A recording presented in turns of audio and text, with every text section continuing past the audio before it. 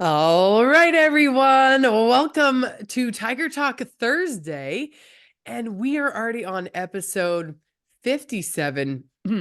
Excuse me. For those of you that are new to the series, this is transitioning to life after sports. I mean, we're looking at whether walking away from the sport during to injury by choice or some unforeseen circumstance that forces you to hang up the jersey. I'm your host, Janine Charron. And today's guest, we have Jen Rulon in the house. Welcome, Jen. Thanks for having me. Yeah. J9 is how I know you. Yeah, exactly. As J9. That's right. So Jen is a remarkable athlete and coach who's made waves both in the world of triathlons and beyond. She's a seasoned triathlon and fitness coach with over 2 decades of experience. From mastering the waters to conquering the roads, Jen's journey is a testament to perseverance, passion, and the pursuit of excellence. Her accolades speak volumes, which we will hear all about. She is, hear me loud and clear, a 15, I'll say it again, a 15-time Ironman triathlete, one of which was as a participant in the prestigious Ironman World Championship in Kona, Hawaii, which I know was a huge goal of hers. And she's a beacon of inspiration for athletes worldwide. But her story doesn't end at the finish line. With a master's degree in kinesiology and a wealth of knowledge in exercise science, Jen has seamlessly transitioned from athlete to author, speaker, and mentor. We're going to uncover the secrets behind her success, her insights on life after sports, and the lessons she's learned along the way. From catching sunsets in Costa Rica, ooh, I can't wait to hear about it, to embracing new adventures. Her story is one of resilience, reinvention, keyword there, and the pursuit of life filled with abundance. So welcome. Thanks for having me. Like you read that to me and I was like, damn, that's my life. Like I know. I did that. Holy I cow. know. That's powerful to reflect back. A lot of the times when we go through anything, it's like, oh yeah, you forget what we've done because we're constantly on to that next thing. Exactly. So let's just take it back to, I mean, I watched your TED Talk, which you did amazing. Thank you. What was the title again for those of where can people, what's the title if they're trying to look for it again? Oh my God. I mean, all I did was Google Jen Rulon TEDx talk, It was and about something for yourself, about basically like championing yourself. oh, so the Billie Jean quote that I used was champions keep playing until they get it done right. Oh, yeah. Wow. That just gave me chills. It's very Yeah. relative, relatable to where I'm at in my life. So let's go back to, I mean, you talk a lot about your father, Yeah. and I'm sure he's smiling down, very proud of you. And you talk about how you navigated sport and for that external validation, but then sought out that internal Right. validation. So talk to us about that journey as an athlete. Yeah. So I talk about I talk about my journey as an athlete in twofold because I feel like there were two whys. I think I didn't uncover the second why until I started writing my TEDx talk. Mm. So my first why, I remember it was 1989. I was watching the Ironman World Championship in Kona, Hawaii, and it was Dave Scott and Mark Allen. And these guys were neck and neck. Like these guys were on that showdown. And Mark Allen won that day. And then an hour later, Paula Newby Fraser came in and she was the first female. And I'm like, dang, if this girl can do it, I could do it. And that was in 1989. So I was like just graduating high school or about to graduate high school at that time. And the ironic thing is I hated running. I didn't run. I didn't know. I mean, I knew how to run, but I absolutely despised it. So I remember going to Christmas or talking to my grandpa, whatever, a couple days later or whatever. And I said, hey, grandpa, I said, you know what? I want to do the Ironman World Championship, the triathlon in Kona, Hawaii. And he said to me, well, when you go, I'll go with you. I will be your sponsor. And we've talked about this, J9, Hmm. because I just this got is chills my, when you said that. yes, this is my butterfly grandpa. And so some of the hardest moments, some of the best moments of my life, some of those validations, some of those tears, all were wrapped around with butterflies. And my grandpa was is that inspiration because my grandpa was that World War II vet. I was the only granddaughter, like he was super proud of his grandkids. And so when I heard that from my grandpa, I knew immediately he was like, oh, I got to go to Kona. And then when I started diving deep with my TEDx talk, I also realized that it was me over in the corner saying, "Hey, Dad, I'm an athlete too." Because I was constantly fighting, not fighting, but I was like constant. I wanted dad's validation. I mean, you could say hashtag daddy issues, whatever that might be, right? But, Yeah. Yeah. I wanted that validation because my brother and my dad had that intangible bond that I couldn't describe. And it was through football, basketball, baseball, and hockey. We grew up in Michigan. So that was like and that was all. And ironically, my brother works for the Detroit Lions. I mean, that's his job for over 20 plus years, and so football always bonded him and my dad. So I think at one point, maybe subliminally, I was like, well, maybe I could do something a little outrageous. Maybe my dad will notice me. Maybe he'll see that I'm right up there with my brother. Like I'm right up there as that cool athlete as well, not your. And that's why I talk about the TEDx, as I talk about that extensively in the TEDx. And then when I realized crossing that finish line to my very first Ironman in 2002 at Ironman Wisconsin, I realized I did not crave my dad's validation anymore because I validated myself Yeah. as an athlete. Because as an athlete, growing up, like I said, I didn't run. I played softball. I was, a sophomore on the varsity team. So I was pretty good softball player, first base, pitcher, and I was a cheerleader. And then like my fall. I mean, my fall was like I didn't do much at all, but I just got ready for the cheerleading season and the softball season. But I didn't have that bond like my brother had with my Yeah. dad. I so resonate with the needing the or craving that external validation or the connection. I feel like I kind of needed that too growing up from my father, but and I'm sure he loved me the best way he knew how, but for whatever reason, the story in my head was I was always looking back without even knowing it, seeking that approval. Yeah. And he would probably be I always talk about like, in my TEDx talk, I talked about how we had a very strict household growing up and those external words became my internal words, right? So that's how I was constantly Oh, talking to myself. yeah. And it's funny because I think maybe because it's 12 weeks to the stage with most TEDx, but I too, I too, writing that out, that story had so many awarenesses, and that's the power of reflection, about Hmm. why I did what I did. And isn't that interesting that I did that? And I could see like, oh man, you were really seeking validation here as opposed to validating yourself. And that's why I Yeah, speak more to the internal validation. Such an important message, I think, too, for athletes. for sure. For And I think for it's anyone, but for yeah. anyone. And I also think it's a huge lesson learned from parents, Mm. for parents, because after my talk, I actually had a dad come up to me and say, "Thank you."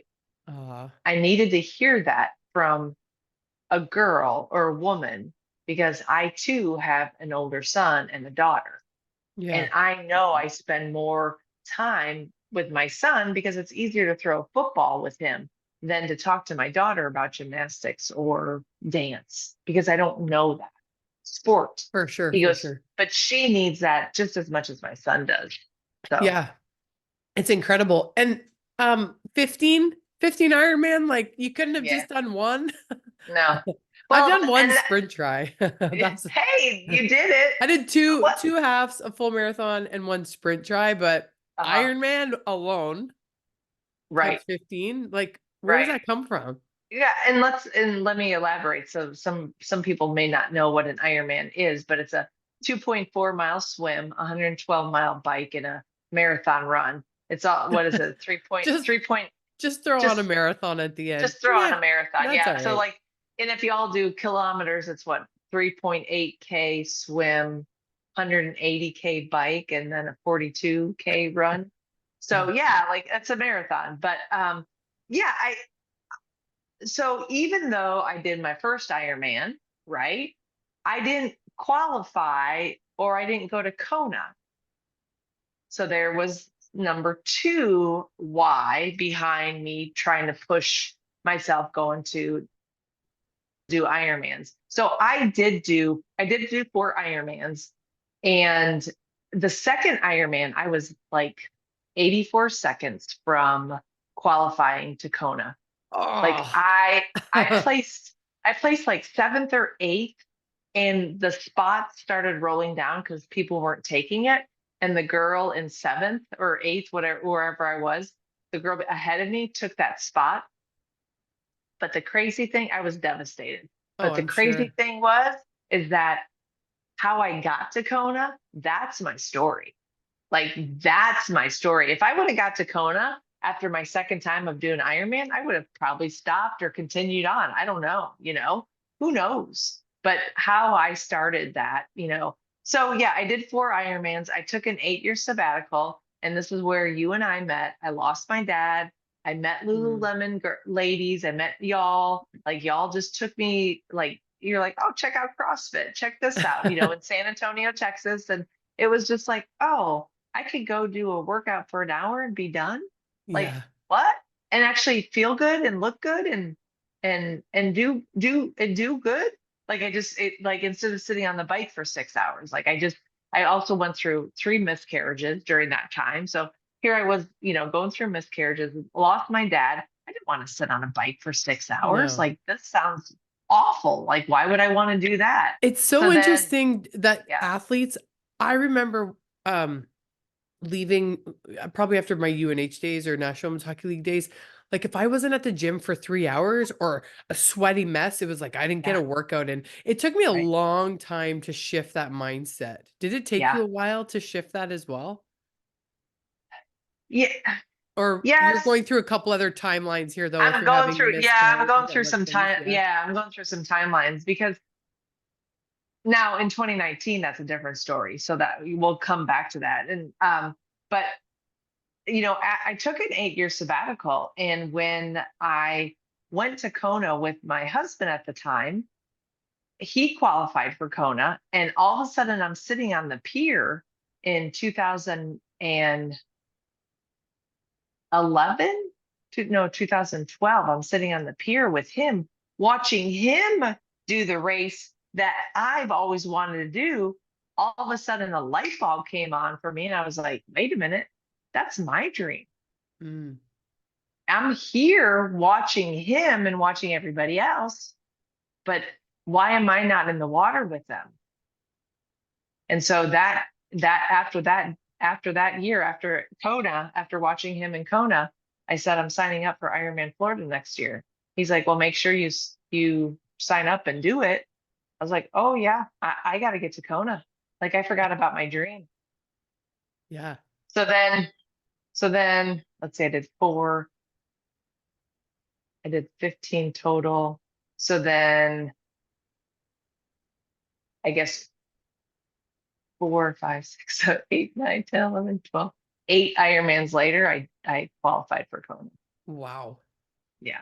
That's Yeah. So dedication, man. so I did one in 2013, two in 2014, two in 2015, two in 16, and then I came up to see you Canadians at Ironman Mont Tremblant, and qualified there. And then Woo! and In and on then eight. Canadian soil, you That's right. qualified. I did. I qualified. That's And right, then eight Canada. and then 8 weeks later I go to Kona and did the race. 8 weeks. Wow. Wow. Yeah. Incredible. And Yeah. didn't you, speaking of I know our grandpas and mine's the tiger, yours is the butterfly. Yeah. Didn't you see a butterflies after the race? Wasn't Oh, there like, I've seen butterflies everywhere at some of the hardest moments on that bike course in my life. I mean, even to this day in Costa Rica, like the blue morpho butterflies are my butterflies. And I always ask for guidance. I'm like, okay, you know, Grandpa, God, please show me a blue morph butterfly to let me know I'm on the right path. And mm, there's times where I mean, just literally 2 Mondays ago, I was out surfing with a friend of mine, a guy I've been dating, and we went out surfing together, and he took me to a totally different beach.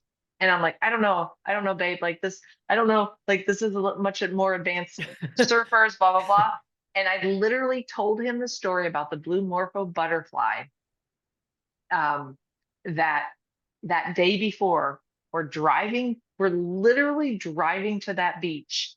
And I kid you not, here comes the blue morph butterfly just going across my car. He's like, oh my God, oh my God, oh my God, oh my God. And he goes, you're going to have a great surf session. I go, yeah, I am. And I did. I mean, I crushed it, like I absolutely crushed it. So yeah, it's just the butterflies are just an ongoing thing for me.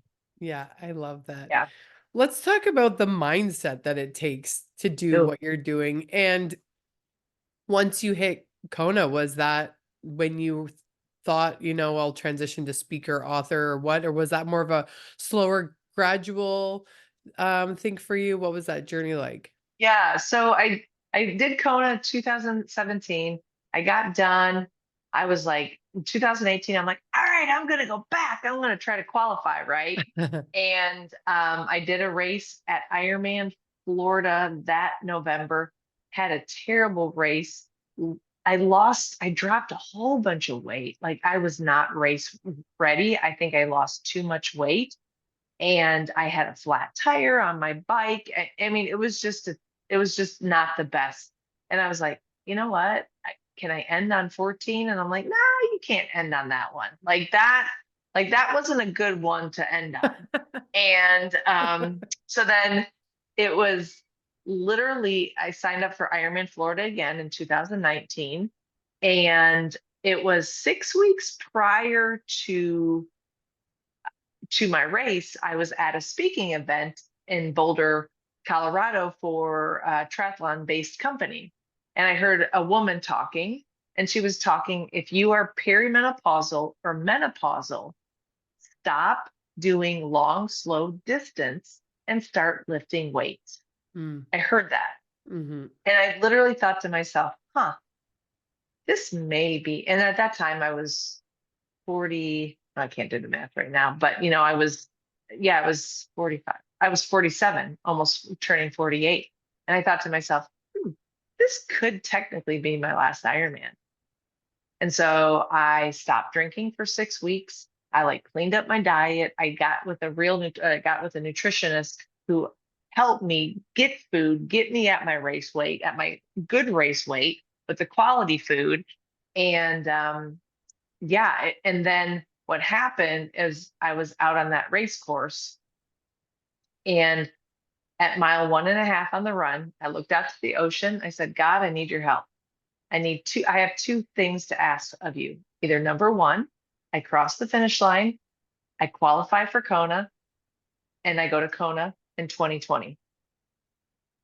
Ironic. Or number two, I cross the finish line. I have the best race of my life. Doesn't matter what age group or where I am in my age group, I'm done. I'll walk away from the sport. And I crossed the finish line at a time of 10:46:47. I visualized that I was going to do a 10:46:23. I visualized that. Like I kept seeing 10:46:23, 10:46. And I was like, wow, I'm 23 seconds off of my visualization. Yeah. And then I asked my mom, I said, what was my time? She told me. I said, what was my place? She said, seventh place. I go, I'm done. I'm walking away. Yeah. I wake up the next day and my ex said to me, or my husband at the time said to me, he goes, are we going to the awards ceremony? I go, no. Why do I need to go? I didn't get top five and I'm not going to Kona. I'm done. It's like, are you okay? Yeah, I'm done. Yeah, you've Yeah. conditioned him for so long to know a certain Right. side of you, right? And then you're Right. just able to walk away. Wow. Yeah. I know it's amazing how it's nice for you and your experience that the choice was yours. It sure was. Because Yes. I talk to a lot of 100%. athletes where it's either due to injury or some unforeseen Yeah. circumstances that forces them to hang up the jersey. So I'm so happy for you on your journey. I mean, not Yeah. every athlete it ends in, a catastrophic moment for them, but it's nice Right. that you did so many. And it seems like your transition from out of the sport that you were in was decided upon, but did you still go back and forth at all? Because sometimes athletes are like, they make the decision and they're like, well, am I really ready? Or you try to, I find for me, would catch myself trying to be that old version of myself but I Yeah. was no longer her. And I yet wasn't my ideal version that I was trying to move into. So I kind of would flip flop between who I saw myself as who I wanted to be. And then I'd go back to my old Yeah. self, but the old self never felt as good as it used to. So it's Yeah. just an interesting space to be. Did you Yeah. experience that? No, I think because my answers were shown to me and Mm, I trusted it. mhm. Now, I've gone to races as a coach and as a Sherpa and see races, and every time I'm like, oh, thank God I'm not doing that again. Like it just looks brutal. I thought you Even were I gonna went, say I wanna be in the race. oh no, no, no. Even like a little sprint triathlon that I went and cheered one of my clients on in Costa Rica. I watched her. I was like, oh, this is fun. Yeah, not really. Like, Yeah, I've done everything. yeah. I don't need to do it. I didn't I need to love do it. it anymore. Love So it. yeah. But the one thing I did miss, and this is where I found surfing, is I missed the getting in the pool and just disconnecting from the computer, from the phone, from just life. I would do that with my bike. I would do that with my run. Sure, would I have my phone with me for emergency situations? 100%. But I wasn't constantly on my phone doing stuff and working. But Yeah. now I found that through surfing, and it's absolutely magical. Okay, So so for those of you who are listening, a little context here too. Jen is living in Costa Rica now. So this is where her life is. We met when we were in San Antonio, Texas at the same time. Always kept in touch over the years yeah. and whatnot. And I've loved watching your journey grow. So how the hell do we all get to Costa Rica?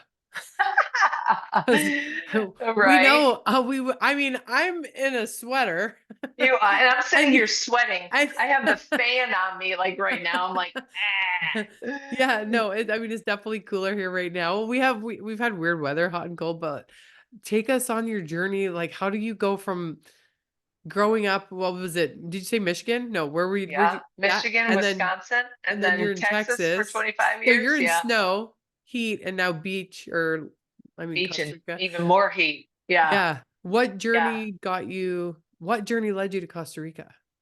Yeah, in 2019, I started following a whole bunch of Costa Rica vacations, like visit Costa Rica. I'm like, what is this place? Like, you got the beaches, you got the cloud forest, you got the rainforest, you got animals, you got mountains, volcanoes, like everything, like some of the, like, I think there's seven of the Earth's finest in just this one little country. And after 2019, after Florida, I said to my ex, I said, I need to go with my best friend and just get away for like 4 or 5 days. No Wi-Fi. I don't want to talk about triathlon. I'm like, this is ending a 30-year-old journey and a dream because I Mm, ended in 2019. I watched Kona in 1989. So all of a sudden I'm saying goodbye to something I've known for 30 years. I don't want to be on and so long story short, my friend never wasn't able to come with me because she started a new job. So I'm like, all right, I'm going by myself. And I remember sitting on the beach where I am, like right exactly where I am today, mm. crying my eyes out, going, what am I doing? Am I supposed to be coaching? Am I supposed to I know I'm done as an athlete. I knew that. I knew that. But I was really confused on where my business was going to go because of the fact that it's like, well, am I relative anymore? Like, am I relevant? Right. So, came down in 2019, came down in 2020 with some friends. And then during our separation, we had a trial separation. I came down for 7 weeks and I thought, you know what? Let me see if I can live down here for 7 weeks. And met a whole bunch of people, like a local couple local families, met some workout people, yoga people, and realized could potentially live down here. I don't know how I would do it because I was still married at the time. And then in July 2021, I asked for the divorce. And then wait, 2020, yeah, 2021. And then we don't have any kids. And I thought, if I don't move now, when am I? Mm, yeah, for sure. And I I'm mean, sure a lot of people, have a lot of these ideas in their heads and they never act on them. And then it, it corrodes inside, and then it yeah, affects their relationships because they're not being true to whatever it is that they want to be bingo. doing, right? Yep. Yep. I I have a couldn't pop. imagine how that's not always an easy decision, right? No, I mean, how I talk about it sounded like bam, bam, bam, bam, but there were many, many tears, many unknowns, many fearful moments, many of the, oh shit, what am I doing? Like, am I making the right choice? Is this the right thing? So many questions going on through my head. And then I have all my family and everybody else, like friends going, "Pa, pa, pa, pa, pa, pa, pa, pa." It's like, you don't think everything that you're thinking about, you don't think I'm thinking that on my own. Finally, I got to a point where I stopped telling people what I'm doing because I have those same exact thoughts that y'all are thinking. And now you're just trying to bring it up higher and stressing me out. Like, it's like I'm already stressed as it is. I Yeah. don't need more chatter in my head because I already have it in my own head. Yeah. So And as humans and athletes, we have lots in our head because we're hard on ourselves, right? And we do yeah, have big goals and dreams, and we do set high uh we have high mountains that we want to climb, and it's mhm, kind of that once an athlete always an athlete, that fires inside. You just kind of find a way to. So for any athletes that are you know going through their journey, or hanging up the skates, the running shoes, the bikes, this right. whatever, swim trunks. Um, what advice would you have for them when you're kind of navigating that space on, is this the right time for me, or what's next for me? How do you bridge that gap? Don't question it. You know what's on your heart. And if you start trying to get opinions or thoughts or ideas from everybody else, everybody's going to tell their opinion based on what they know in their life. You can only listen into that heart of yours, and you know the truth. You just have to listen in and seek it. Hmm. Yeah, for sure. And I do believe in, I talk about my season of silence after breast cancer, and that just opened up so much for me. A lot that I had always wanted to do, but was avoiding doing. Mhm, Um, so it's so interesting that you say that because I've experienced that myself. mhm, What else, what would you say along your journey was the toughest year mhm. that you really like had to have you know what, Jen, have come one of those conversations where was it the Costa Rica moment where you're sitting on the beach and deciding what's next for you, or No, I think it was the 2021, knowing, going through the separation and then, realizing that I wasn't happy, that I needed to do something about it, mm-hmm.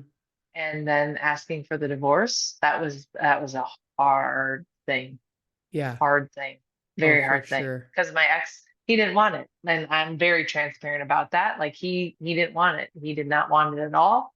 And you know, there's a lot to the story that I don't care to share, but yeah, I think that was like, I look at pictures of 2021, I look tired, I look old, I look just, Yeah, just so if anybody's listening and watching, what did I see pictures? Does it say 51? I'm 52. 52. Okay. Saw pictures with 51. So you're 52. You Yeah, don't look 52. You look thank you. fantastic. Thank you. I'm like, I actually, I do look, I do think I look younger. Like, I looked at a picture from, I think I was at a CrossFit competition. I wasn't doing it. I was just cheering people on. It's like, who is that girl? Like, that doesn't look like me. Now, have I had a little Botox? Of course, like, of course I've had a little bit, but even just looking, honestly, stopping working at my job in San Antonio and then stop the swim, the bike, and the run, and the pounding, constant pounding of the body. focusing on 4 to 5 days a week of strength training and surfing, Yeah. it's beautiful. It's Yeah. beautiful. Yeah. For sure. Yeah, you can see it. You're radiating, and you look great, and you seem happy, and So happy. to be speaking and mentoring, and a published author. It's very inspiring to me, and Thank you. I appreciate you taking the time to come on. What advice do you have for someone who might be suffering in silence and they haven't, they haven't, they're stuck in the middle? I find, Mhm. um, we identify with our sport. We identify, with that person and persona of who we were as those athletes, and then there's that transition period. What advice, I know you say listen to her, but is there a step, like what would be your top 3 things that you would say, that you actionable items for anyone Mhm. listening Mhm. to do next? Um, I think I talk about this I did a commencement speech for the University of Wisconsin Whitewater, and I talk about gratitude. So I would say gratitude, journaling, and talk to a higher power, whatever that higher power might look like. Just, and even if you don't believe in anything, just start talking out loud, you know? But I think the biggest thing for me with gratitude is during the hardest moments of my life. I still remember falling asleep under a pillow on top of my head, crying and just saying, thank you.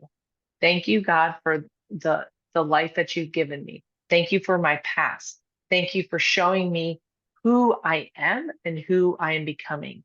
Thank you for the now. I am grateful that I have tears rolling out of my eyes. I'm grateful for my heart beating. I'm grateful that I have feelings and I'm listening in. And thank you for my future. I don't know what my future holds, nor will I know what my future holds, but I know that if I can trust in you, the universe, then everything's going to be all right. And I talk about this a lot on my TikTok lives, and I talk about this with people, is that if you are not grateful for what you have now, how are you supposed to be grateful for what you want? Mhm. You know? Yeah, for So I sure. think gratitude, journaling, even if it's voice to text, because not everybody likes the pen and paper thing, like, like the old school voice to text, voice notes, you could do that. Go to Google, you could do that. And then just taking quiet time, whatever that quiet time may look like. 5 minutes sitting on the beach, 5 minutes putting your feet in a forest, just taking 5 minutes, no Mhm. phone, no nothing.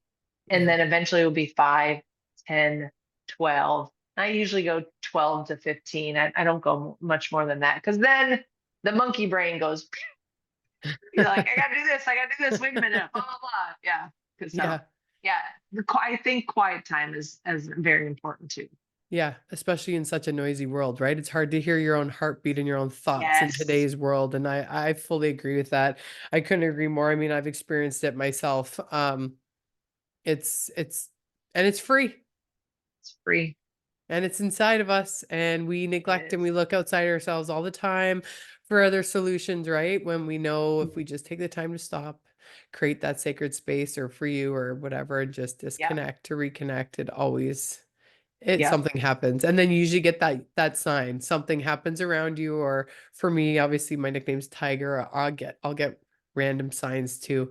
Pursue. So Yeah. I believe in that wholeheartedly. So, oh, well, thank you so much. I mean, it's been a Thank blessing. It's you. so great to see you. Good to Your see journey you. is unbelievable. And I'm excited to see also what you do next. Not that it has to be anything extravagant like 15 No, Ironmans. no, please, no, it's not. Yeah. Hey, if I can go surf in Bali, Indonesia, I think in Hawaii, I think I'd be pretty happy girl. Yeah, So yeah. exactly. I Yeah. know. Well, Costa Rica sounds pretty spectacular with Pretty all the amazing. stuff going on in the world. Yeah. Yeah, Um, right. but thank you for your time. And thank you again for those of you that are listening. I mean, this is already episode 57. We have a 15 Ironman triathlon athlete in the house, Jen Rulon, who's living in Costa Rica. She's a speaker, author, and mentor, and she is helping transform lives, and she's an inspiration to many. So check her out, and just thank you for contributing to this important conversation. Thank you for having me, Janie.